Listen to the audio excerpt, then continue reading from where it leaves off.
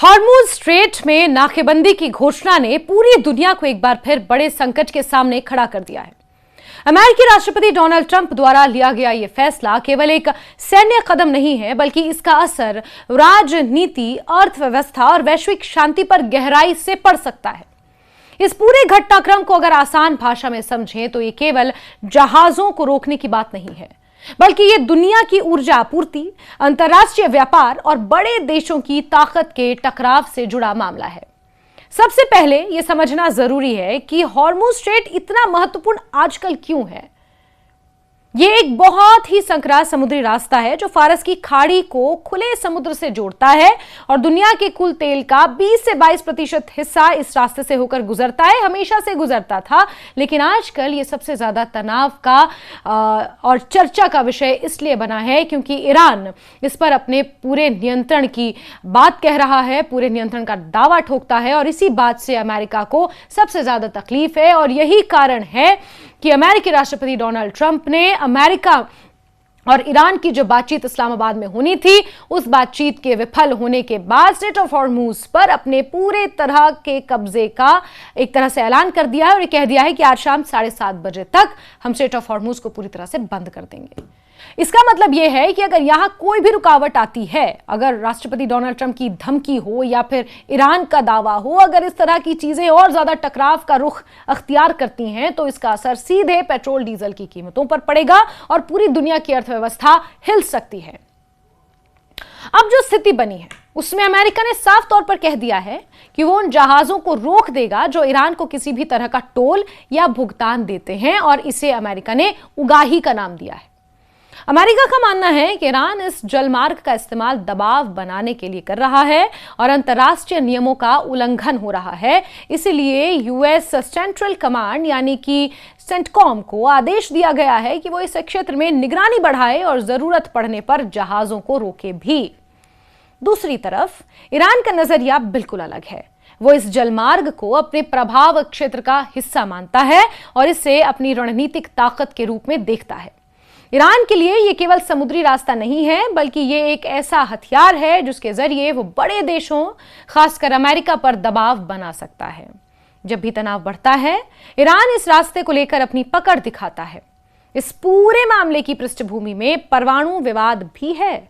America चाहता है कि ईरान अपने परमाणु कार्यक्रम को पूरी तरह रोक दे, सरेंडर कर दे, जबकि ईरान इसे अपनी सुरक्षा और संप्रभुता से जोड़कर देखता है। हाल ही में दोनों देशों के बीच बातचीत विफल हो गई और उसके तुरंत बाद यह नाकेबंदी की घोषणा हुई। इससे यह साफ संकेत मिलता है कि अब कूटनीति की जगह टकराव बढ़ सकता है। जब राष्ट्रपति डोनाल्ड ट्रंप ने ट्रूथ सोशल पर यह कहा कि जो भी जहाज ईरान को टोल देगा उसे सुरक्षित रास्ता नहीं मिलेगा, तो यह एक बहुत सख्त संदेश था। इसका मतलब यह है कि अमेरिका अब केवल चेतावनी नहीं दे रहा, बल्कि सीधे कार्रवाई करने की तैयारी में है। उन्होंने यह भी दावा किया कि अन्य देश इस नाकेबंदी में अमेरिका का साथ दे सकते हैं, जिससे यह एक अंतर्राष्ट्रीय अभियान का रूप ले सकता है। सेंटकॉम ने यह भी स्पष्ट किया कि यह नाकेबंदी केवल ईरानी बंदरगाहों से जुड़े जहाजों पर लागू होगी, यानी जो जहाज अन्य देशों के बीच व्यापार कर रहे हैं उन्हें पूरी तरह नहीं रोका जाएगा। लेकिन व्यवहार में यह स्थिति इतनी सरल नहीं होती। जब किसी क्षेत्र में सैन्य गतिविधि बढ़ती है तो वहां से गुजरने वाले सभी जहाज डर और अनिश्चितता का सामना करते ही हैं। इससे व्यापार अपने आप धीमा हो जाता है। इस नाकेबंदी का सबसे बड़ा असर वैश्विक अर्थव्यवस्था पर पड़ सकता है। तेल की कीमतें पहले ही बढ़ने लगी हैं और अगर यह स्थिति लंबी चली तो कीमतें और ज्यादा बढ़ सकती हैं। इसका सीधा असर आम लोगों पर पड़ेगा। पेट्रोल महंगा होगा, ट्रांसपोर्ट महंगा होगा, रोजमर्रा की चीजों की कीमतें बढ़ जाएंगी। भारत जैसे देश जो तेल की आयात पर निर्भर हैं, उन्हें इसका ज्यादा नुकसान उठाना पड़ेगा। इस पूरे घटनाक्रम का एक और गंभीर पहलू है क्षेत्रीय सुरक्षा। पहले से ही इजरायल और ईरान के बीच तनाव चल रहा है। अगर अमेरिका सीधे तौर पर इस संघर्ष में और गहराई से शामिल होता है तो एक बड़े युद्ध का रूप ले सकता है, क्योंकि ईरान तो रुकने वाला नहीं है। हर एक धमकी का जवाब ईरान ने बखूबी दिया है। राष्ट्रपति डोनाल्ड ट्रंप ने युद्ध के दौरान 40 दिन और उसके बाद सीज फायर का ये कुछ वक्त, लगभग एक हफ्ता, इसमें धमकियों पर धमकियां राष्ट्रपति डोनाल्ड ट्रंप ने दी हैं, लेकिन ईरान ने भी उन्हें रिटेलिएट किया है, चाहे उसे जुबानी जंग कह लीजिए। लेबनान जैसे देश भी प्रभावित इससे हो सकते हैं, जहां पहले से ही ईरान समर्थित समूह सक्रिय हैं। हजारों लोगों की मौत और कई देशों में बुनियादी ढांचे का नुकसान हुआ है और यह दिखाता है कि संघर्ष कितना गंभीर हो चुका है। अगर नाकेबंदी जारी रहती है तो यह मानवीय संकट को और ज्यादा बढ़ा सकती है। युद्ध केवल सैनिकों को नहीं बल्कि आम लोगों को भी प्रभावित करता है। घर, अस्पताल, स्कूल, सब कुछ इसकी चपेट में आ जाते हैं। इस स्थिति में सबसे बड़ी चिंता यह है कि आगे क्या होगा। अगर ईरान इस नाकेबंदी का जवाब देता है तो टकराव और ज्यादा बढ़ सकता है। वो भी जहाजों को रोक सकता है या किसी सैन्य कार्रवाई का सहारा ले सकता है। इससे स्थिति और ज्यादा खतरनाक हो सकती है। एक और महत्वपूर्ण पहलू है कि अंतर्राष्ट्रीय कानून क्या कहता है। समुद्री रास्तों को आमतौर पर सभी देशों के लिए खुला रखा जाता है, खासकर अंतर्राष्ट्रीय जल क्षेत्र में।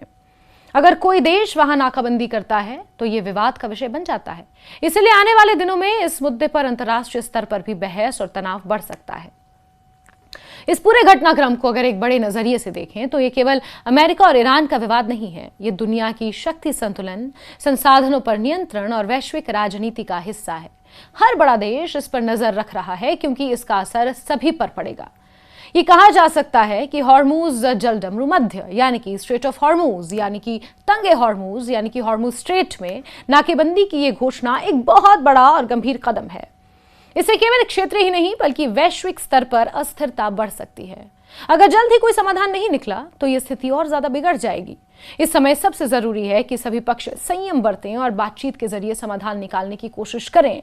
और ये बात सबसे पहले अमेरिकी राष्ट्रपति डोनाल्ड ट्रंप पर लागू होती है, क्योंकि जिस तरह की धमकियां वो दे रहे हैं वो किसी को भी उकसा सकती हैं।